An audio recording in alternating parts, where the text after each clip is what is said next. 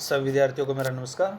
तो प्यारे बच्चों, आज की वीडियो में हम जो हमारी बुक है क्षितिज, उसके काव्य खंड का जो अध्याय है देव इसके कवि हैं, तो उनकी कविता पढ़ेंगे आज। तो थोड़ा सा देव के बारे में जान लेते हैं।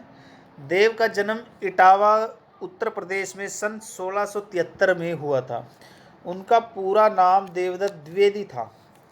देव के अनेक आश्रयदाताओं में औरंगजेब के पुत्र आजम शाह भी थे, परंतु देव को सबसे अधिक संतोष और सम्मान उनकी कविता के गुणग्राही आश्रयदाता भोगीलाल से प्राप्त हुआ। उन्होंने उनकी कविता पर रीझकर लाखों की संपत्ति दान की। उनके काव्य ग्रंथों की संख्या 52 से 72 तक मानी जाती है। उनमें से रसविलास, भावविलास, काव्य रसायन, भवानी विलास आदि देव के प्रमुख ग्रंथ माने जाते हैं। उनकी मृत्यु सन 1767 में हुई। देव रीतिकाल के प्रमुख कवि हैं। रीतिकाल कविता का संबंध दरबारों, आश्रयदाताओं से था, इस कारण उसमें दरबारी संस्कृति का चित्रण अधिक हुआ है।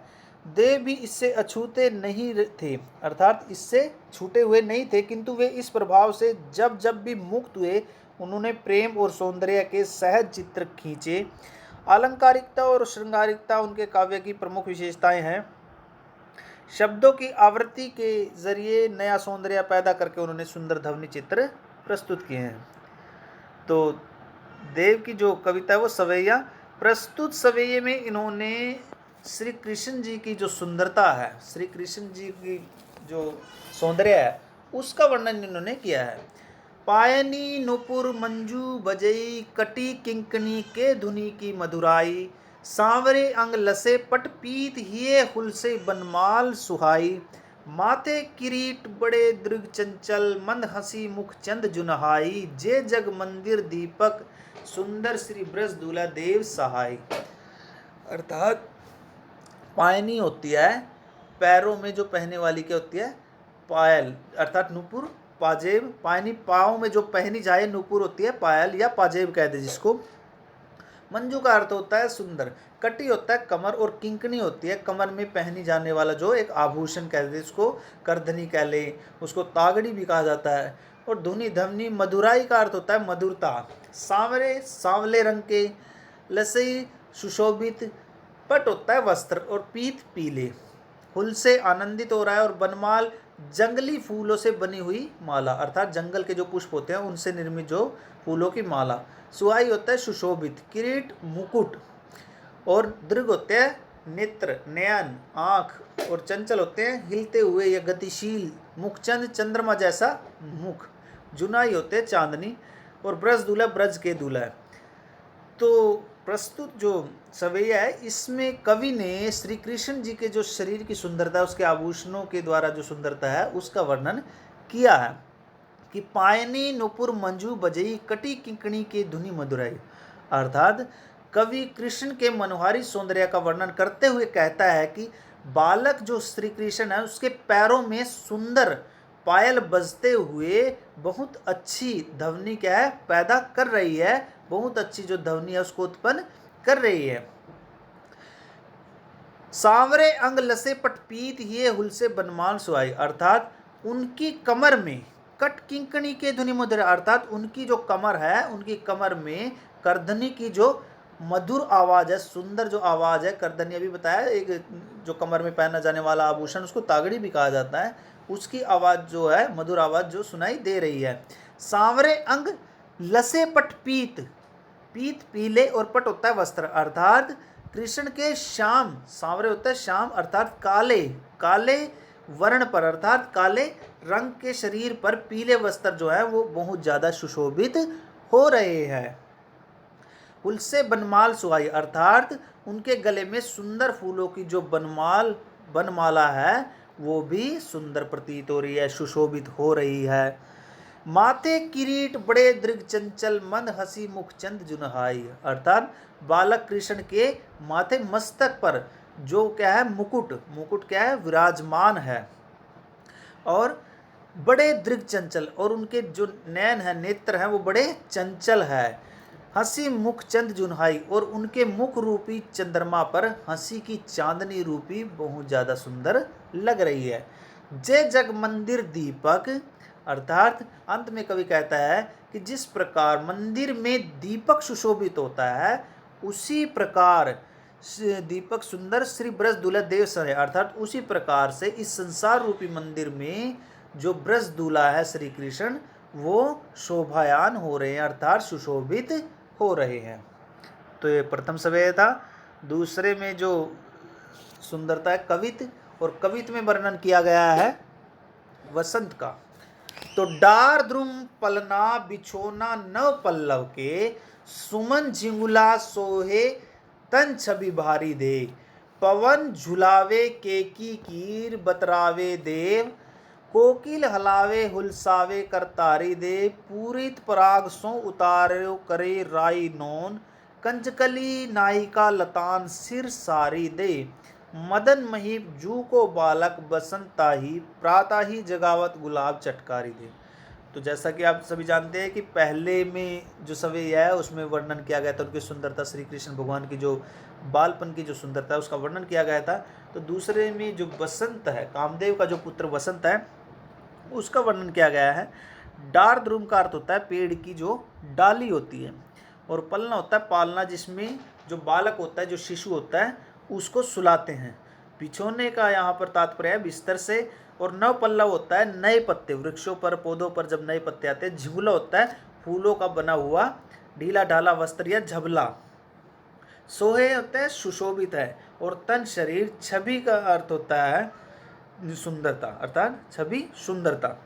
करतारी दे हाथों के द्वारा ताली देना। पूरित होता है पूरा भरा हुआ, पराग फूलों की सुगंधित जो रस है या कण।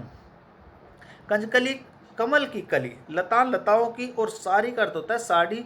मदन का यहाँ पर तात्पर्य है कामदेव से, और महीप का अर्थ होता है राजा, चटकारी का चुटकी। तो इस प्रस्तुत जो कविता है पद्यांश के जो रचयिता है वो देव है, और इसकी कविता का नाम क्या है कवित। पहले की कविता का क्या नाम था सवैया, और इसकी कविता का नाम क्या है कवित।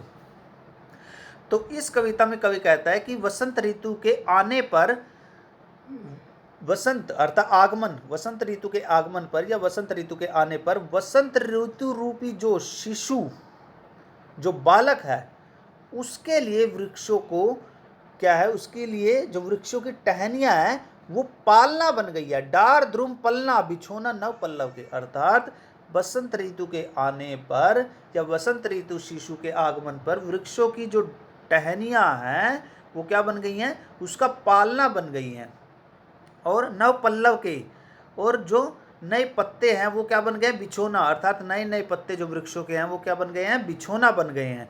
सुमन झिगुला सोए तन छवि भारी दे, अर्थात बालक वसंत के शरीर पर फूलों का झबला अत्यधिक क्या हो रहा है सुशोभित हो रहा है, सुंदर प्रतीत हो रहा है और आकर्षक लग रहा है।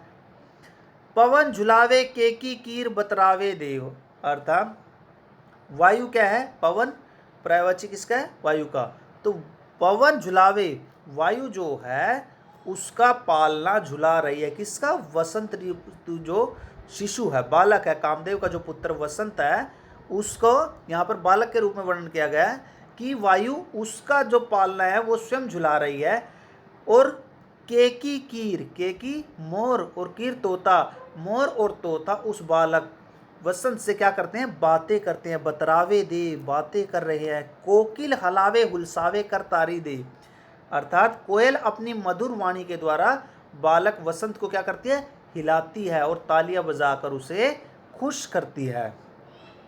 पूरित पराग सो तारो करे राई नोन, अर्थात बालक वसंत को किसी भी प्रकार की किसी की नज़र न लगे इसके लिए कमल की कली रूपी नायिका लताओं से लदी हुई सुंदर साड़ी जिसने अपने सिर पर ओढ़ा हुआ है वह मानो परागकणों के द्वारा नमक को मिलाकर क्या कर रही है बालक वसंत की नज़र को उतारने के लिए कार्य कर रही है। कंजकली नायिका लतान सिर सारी दे, मदन महीप जू को बालक बसंता ही, अर्थात इस प्रकार बालक जो बसंत कामदेव का एक ही छोटा बालक प्रतीत हो रहा है जिसे जगाने के लिए प्रता ही जगावत गुलाब चटकारी दे, जिसे जगाने के लिए सवेरा हर रोज गुलाब की चुटकियाँ जो है वो बजा रहा है, खुशबू जो है अपनी बिखेर रहा है। तो ये दूसरा था। इसका अंतिम जो है इसमें कवित का जो अंतिम है, इसमें राधा की सुंदरता का क्या है, वर्णन किया गया है।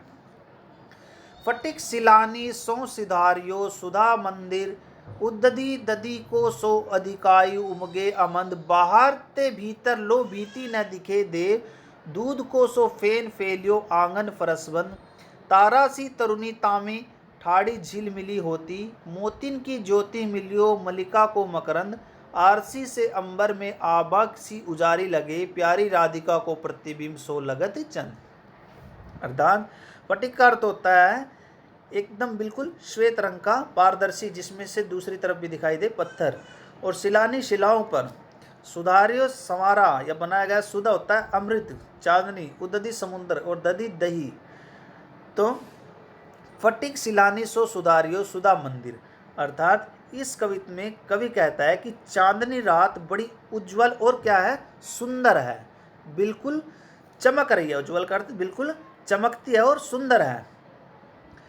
सुधारियो सुधा मंदिर, उद्ददी ददी को सो अधिकायु उमदे, अर्थात आकाश को देखकर ऐसा लगता है कि मानो वह स्फटिक शिलाओं से चांदनी का सुंदर महल क्या किया गया हो, बनाया गया हो। और कभी कभी ऐसा प्रतीत होता है कि दही का जो सागर है वो बिल्कुल अत्यधिक शीघ्रता के साथ, तेजी के साथ क्या है, निरंतर या लगातार उमड़ रहा है। अधिकाई उमगे अमद, बाहर ते भीतर लो भीति न दिखे देव, अर्थात और बाहर से भीतर तक, अर्थात जो महल है, राधा का जो महल है, ऐसा प्रतीत हो रहा है कि बाहर से और भीतर से जो दही का सागर है, महल की सुंदरता उसके श्वेत रंग से की गई है कि ऐसा लग रहा है बाहर से भीतर लो भीति, भीति होता है दीवार, न दिखाई दे, अर्थात उस महल की कोई भी दीवार दिखाई नहीं दे रही है, अर्थात उसमें किसी प्रकार कोई भी वेग कम नहीं होता।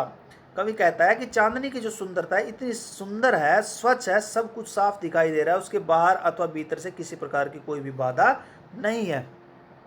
दूध को सो फैलियो आंगन फरसबंद, अर्थात ऐसा लग रहा है कि चारों ओर चांदनी की सुंदरता इस प्रकार फैली गई जैसे आंगन के फर्श पर दूध का पारदर्शी झाग फैला दिया, अर्थात दूध से वो लिप्त कर दिया गया हो।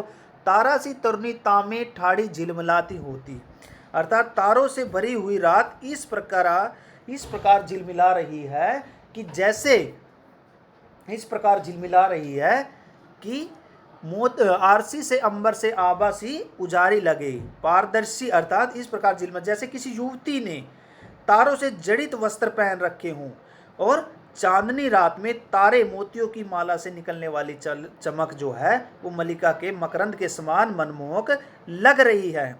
आकाश दर्पण के समान स्वच्छ तथा उज्जवल दिखाई दे रहा, आरसी से अंबर आभा से उजारी लगे, प्यारी राधिका को प्रतिबिंब सो लगत चंद, अर्थात उसमें सुशोभित जो चंद्रमा है तो प्यारी राधिका की ऐसा लग रहा है कि जैसे वो प्यारी राधिका की क्या है, परछाई है। तो आज की वीडियो में इतना ही, ये 3 जो पद है उनकी व्याख्या हमने की है। तो आगे के जो इसके PDF जाएगा इनको आप लिखेंगे और इसको अच्छी प्रकार से याद करेंगे। धन्यवाद।